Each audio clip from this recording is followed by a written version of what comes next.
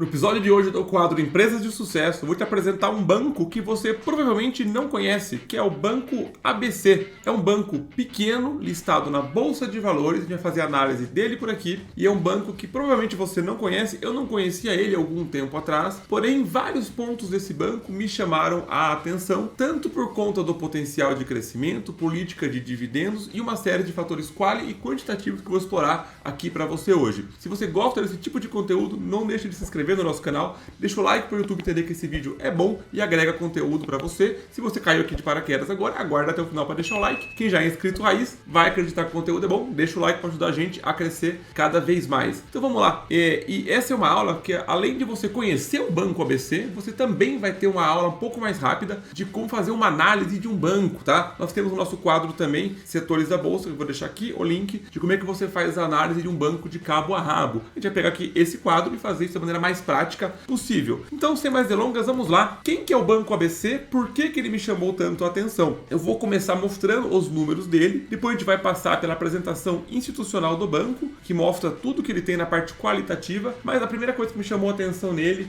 foram, de fato, alguns números, tá? Eu vou fazer aqui para vocês um comparativo. Obviamente, tenho a noção que é um banco pequeno, quando eu comparar com o Itaú e comparar com o Banco Itaú, no caso aqui, e comparar com o Banco do Brasil, para vocês entenderem o que começou a me chamar a atenção para investigar e estudar o pequeno Banco ABC. Primeiro de tudo, se a gente for pegar para olhar o retorno histórico de 10 anos, tá? De quem investiu no Banco ABC, falando agora só de cotação, tá? Não entrei em fundamentos ainda, eu vou entrar nisso daqui a pouco, que é a parte mais importante que tem. Teve um retorno anual médio de 16% ao ano. Quem fez o mesmo investimento em Itaú, teve um retorno anual de 15% ao ano, 319 em 10 anos. Brigou bem com o Banco Itaú e o Banco do Brasil, que teve um retorno em 10 anos um pouco maior, 18% em 10 anos, acumulando 422% de ganho. Se eu coloco agora num prazo menor de 5 anos, o Banco do Brasil teve um retorno de 54%. Vamos ver o Itaú em 5 anos teve um retorno de 41% e o Banco ABC em 5 anos se destacou, com um retorno de 80%, 12% ao ano. Eu quis trazer isso aqui porque nessa última meia década é quando o Banco ABC chegou a ter um destaque mais interessante que os outros bancos, tá? Ele atua 100% no Brasil. Já vou comentar melhor sobre qual que é a forma que ele faz dinheiro, mas já de cara é importante saber que esse é um banco que você talvez não conheça, não só porque ele é um banco pequeno, mas porque ele é um banco muito focado para contas PJ, é um banco mais voltado para empresas, não pequenas, mas médias, grandes e empresas de grandíssimo porte. E a estratégia deste banco, por ser um banco menor, também me chamou muito a atenção o foco no tipo de empresas que ele costuma querer captar como clientes. Então esse é um ponto que vale a pena olhar, porque não é um banco de varejo, tá? Como também é Itaú, Banco do Brasil, entre outros bancos. O que me chamou bem a atenção, vamos lá. Primeiro de tudo, é incomparável o tamanho do patrimônio do Banco ABC com os outros bancos. Pra você ter uma ideia, o patrimônio do Banco ABC é de 5,8 bilhões de reais. Já o patrimônio do Itaú, eu sei que eu estou sendo desleal aqui, mas eu quero que você entenda a magnitude da diferença entre os bancos, é de 200 bilhões. A diferença é gritante. O patrimônio do Itaú é de 200 bilhões. O patrimônio do Banco do Brasil, que fica um pouco abaixo dele, é de 163 bilhões, tá? Então, assim, é um banco com muito potencial para conseguir crescer. O que eu achei bem interessante deste banco, tá? Se a gente for olhar os números dele como um todo, a receita do banco ela vem crescendo ano após ano. Teve aqui uma disrupção durante o ano de 2020, por óbvio. Já vou comentar um pouquinho o que aconteceu aqui. Mas se a gente ignorar o outlier, que é um ponto fora da curva, a receita do banco ela vem praticamente em linha reta, um zigue-zague ascendente, chegando agora em 2023 com o resultado, o fechamento do ano, com a receita recorde de 5,4 bilhões. E se for olhar o lucro líquido do banco, tá? Também vem subindo todos os anos, à exceção de 2020, por ser um banco focado em pessoas jurídicas, as empresas pararam de usar tantos os serviços e produtos por receio, ficou menos garantia, tomar menos empréstimo, isso impactou o banco, ele teve que ganhar a receita em outros aspectos, tá? Mais importante é olhar o lucro aqui, de fato teve uma queda de lucro em 2020, mas é uma exceção, depois ele recuperou e veio dando resultados recordes atrás de recordes ano após ano. Resultado recorde em 21, 22 e agora em 23. A margem do banco, uma margem bem interessante, não tem muito destaque na margem, se for comparar com outros bancos grandes, 16, 20, 14, ao menos 2020 teve uma diferença, 20%, 13, 17. Se for olhar o Itaú, 11, 11, 15, 14, 15, mais estável, claro. Banco do Brasil, 13, 13, 15, 10, 14.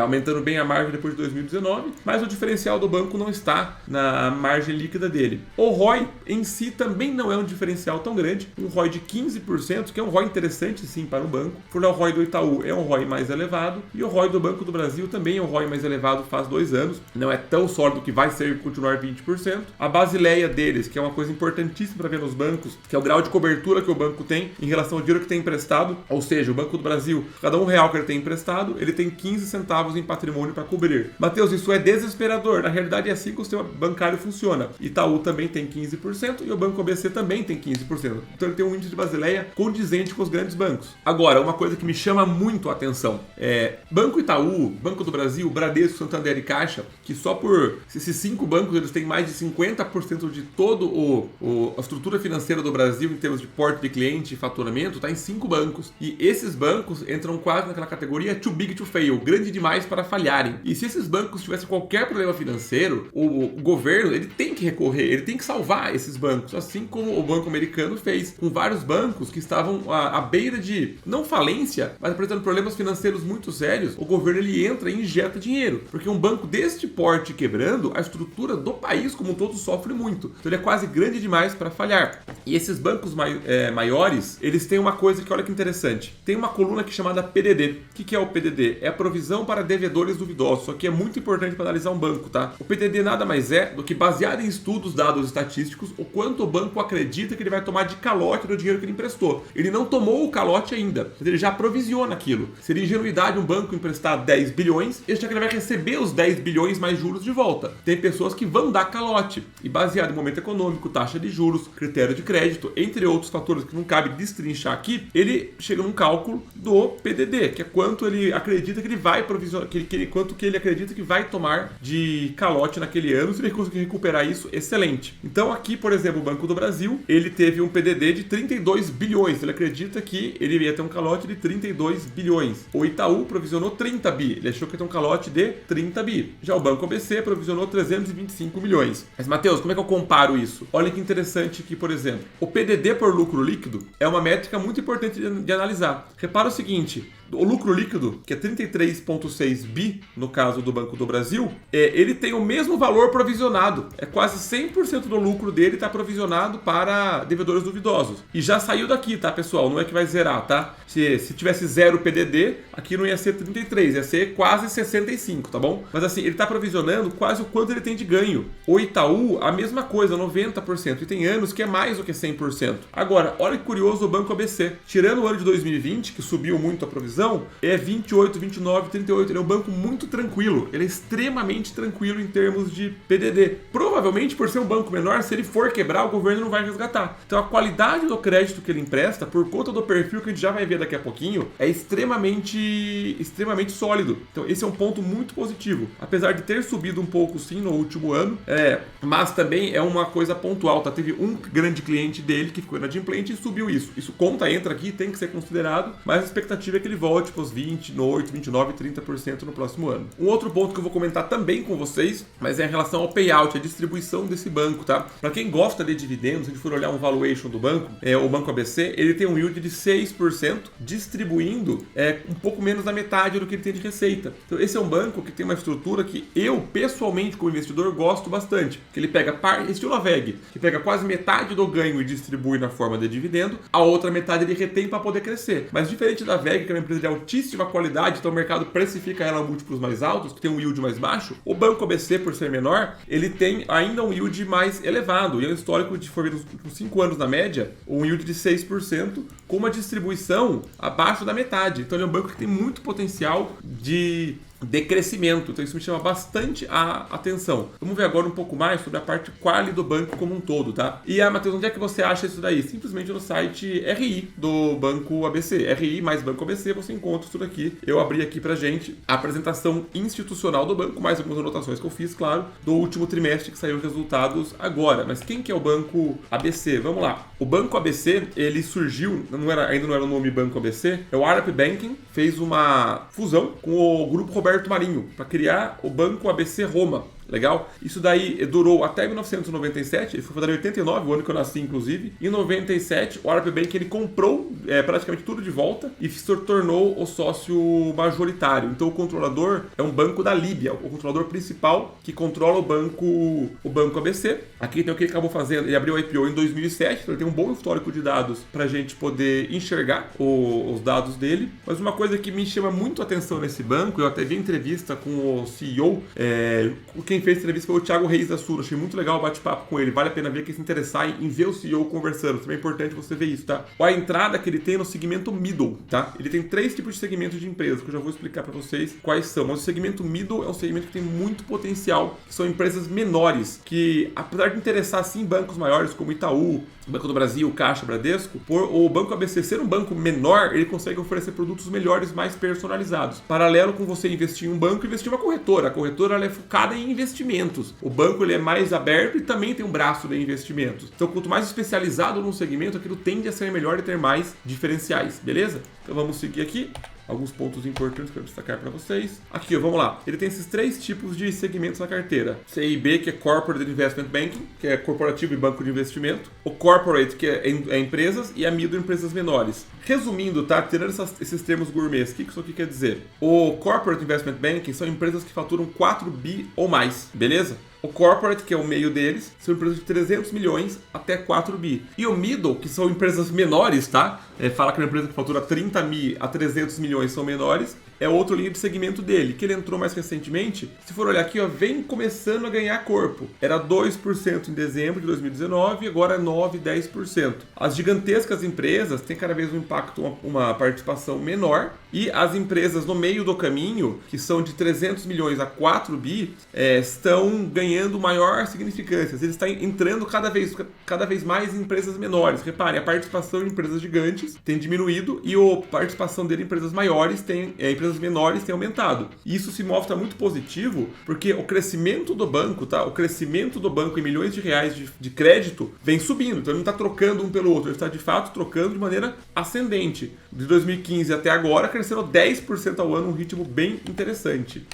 Vamos lá? O que pode mostrar que ele vem crescendo o número de clientes também em 10% no último ano, 436 clientes novos, e é um banco que, apesar de eu nunca ter visto uma agência, porque não é de varejo, ele está em 52 cidades espalhados pelo Brasil. A gigantesca maior parte do faturamento dele está de fato em São Paulo, e também é onde estão as principais empresas, tá? No segmento de Investment Banking, 2/3 estão em São Paulo, o Corporate, que é o do meio termo, metade, e o Middle, 45% está em São Paulo, o 35% Sul, Nordeste e Centro-Oeste, e 20% Rio de Janeiro e Minas, tá? Então é importante entender que o maior foco dele está, de fato, em São Paulo. Algo que me chamou bem a atenção de maneira positiva, tá? Depois eu vou falar dos riscos desse banco, os pontos negativos, primeiro falando dos pontos positivos, é a exposição setorial. Repara, ele é mega diversificado. A parte do agronegócio, energia, serviço, comércio, financeiro, construção civil, transporte. Então é uma carteira, apesar de não ter tantos clientes quanto tem um Itaú da vida, ele ainda assim é bem diversificado e dentro das categorias ele é subdiversificado. Por exemplo, agronegócio tem cadeia de grãos e insumos agrícolas, por exemplo. Então é importante entender que essa diversificação joga a favor do investidor. Algo bem legal de ver também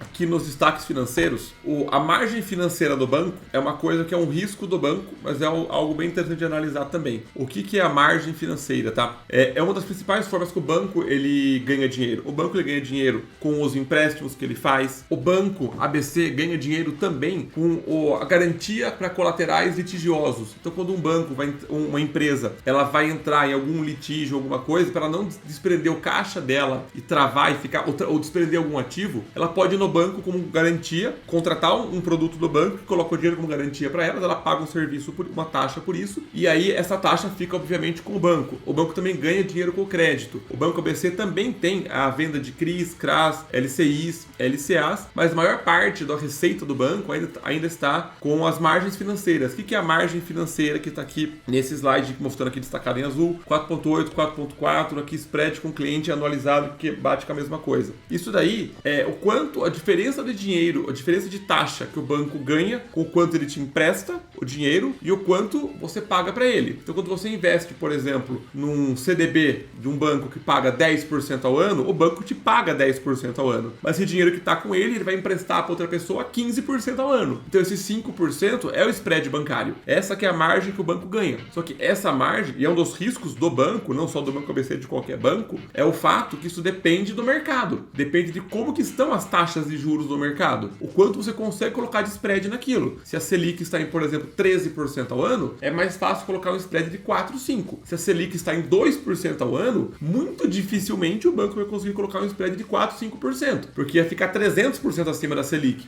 Então, esse spread bancário, ele depende do mercado, e é um risco de qualquer banco, é importante você entender antes de pensar em, de fato, investir. Mas ele conseguiu manter razoavelmente estável ao longo desses anos, e a despesa para provisão, repare o seguinte, ela não aumenta, tá? É algo bem importante em relação ao banco. Apesar da maior parte da receita do banco vir dos serviços financeiros, que eu até acho que no Fundamentei isso estava destacado, peraí. Achei aqui, ó. A margem financeira com o cliente, certo? Que a maior parte realmente do ganho do banco, é mais 50%, vem da margem que é do spread bancário. A parte de tarifas é bem pouquinho para ele. O banco de investimento vem ganhando um corpo, tá? Ainda não é tão significativo. A parte de garantias que eu expliquei para vocês como é que funciona. Aqui a margem financeira com o mercado que soma com esses dois. E o patrimônio do banco, remunerado a CDI, ainda tem um impacto bem significativo, tá? Se eu for pegar e olhar a parte dos serviços do banco, se a gente for olhar lá, soma aqui, ó. Soma mais ou menos uns... Cadê? Mais ou menos não, né? Soma 16% da receita do banco. Os serviços que ele presta para as empresas, que inclui as garantias, corretagem, seguro e o banco de investimento, não é tão significativo ainda. Contudo, já é 16% da receita do banco. Ele não pode viver só de margem, não pode viver só de spread bancário. Então, ter 16% em cima disso já é algo interessante. E o importante é que isso venha crescendo. De 22 para 23 não cresceu. É um ponto de atenção, mas nada preocupante. Ele só não cresceu nesse sentido. Mas eu gostaria de ver isso crescendo. Entenderam por quê? Para que o banco não dependa só do spread bancário, que depende do mercado. Se ele tiver bons serviços, ele tem mais solidez para conseguir ter as receitas. O índice de eficiência do banco, tá? Que é a despesa que o banco tem para manter a estrutura dele pela receita que ele tem. O índice de eficiência desse banco, tem uma ideia, ele é comparável ao BTG, ao do Itaú, que é o benchmark do mercado de empresas referência. Então ele mantém um índice de eficiência por volta de 38, 36%, 38 a 35 a 40%. É bem interessante mesmo. O lucro líquido do banco, a gente já viu na parte do Fundamentei batendo recordes, o maior lucro líquido da história dele. E a estrutura acionária que eu tinha comentado lá atrás, mas vale a pena ver aqui, que 63% dele é do Bank ABC. Os administradores têm 5,5%, não é pouco, tá? Mas eu acho interessante porque alinha o interesse deles com o do acionista. E um free float de 31%, poderia ser melhor, mas não é ruim. Mas o controlador mesmo é o Banco Central da Líbia, tá? Que tem 60% do controle do Banco ABC, beleza? Então é importante entender isso, que o controlador é um controlador do Oriente Médio. E acredito que é isso, pessoal. Toda essa parte dessa análise do banco, é importante entender que bancos analisam de maneira um pouco diferente. E esse é um banco que ele tem vantagens em relação a bancos maiores e desvantagens em relação a bancos maiores. Espero ter esclarecido para você essas dúvidas aqui. Comenta aqui embaixo se você já conhecia esse banco, se você já investe nele ou está pensando em investir agora. Vai ser um prazer trocar ideia com você. Vejo você na próxima aula. Até mais!